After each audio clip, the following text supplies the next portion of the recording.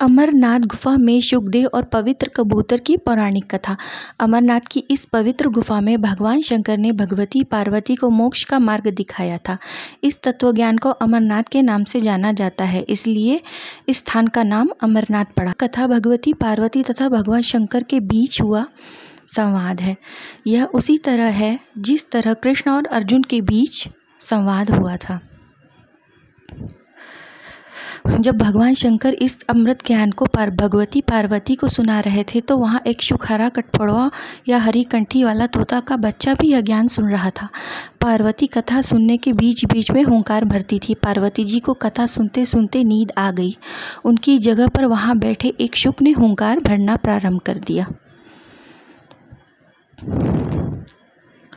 जब भगवान शिव को यह बात ज्ञात हुई तब वे शुक को मारने के लिए उसके पीछे दौड़े और उसे अपना त्रिशूल छोड़ा उस पर।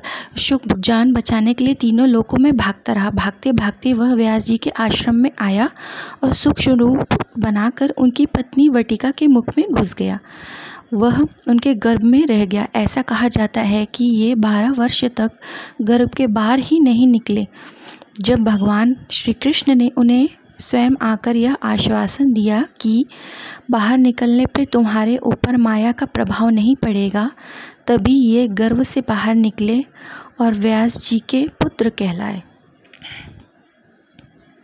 गर्भ में इन्हें वेद, उपनिषद, दर्शन और पुराण आदि का सम्यक ज्ञान हो गया था। जन्मते ही श्री कृष्ण और अपने माता पिता को प्रणाम करके इन्होंने तपस्या के लिए जंगल की राह ली। यही जगत में शुकदेव मुनि के नाम से प्रसिद्ध हुए। पवित्र युगल कबूतर अमरनाथ की यात्रा के साथ ही कबूतरों की कथा भी जुड़ी है। इस कथा के अनुसार एक समय महादेव संध्या के समय नृत्य कर रहे थे।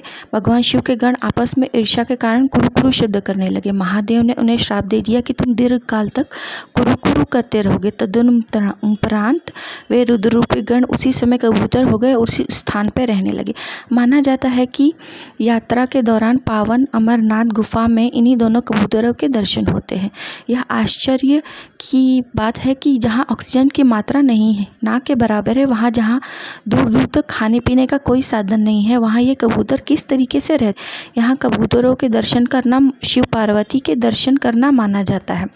ये कहा जाता है कि इन कबूतरों ने अमरनाथ में शिव के मुख से अमरनाथ के प्रवचन सुन लिए थे, इसलिए ये अमर हो चुके हैं। हर हर महादेव। ओम गौरी शंकराय नमः।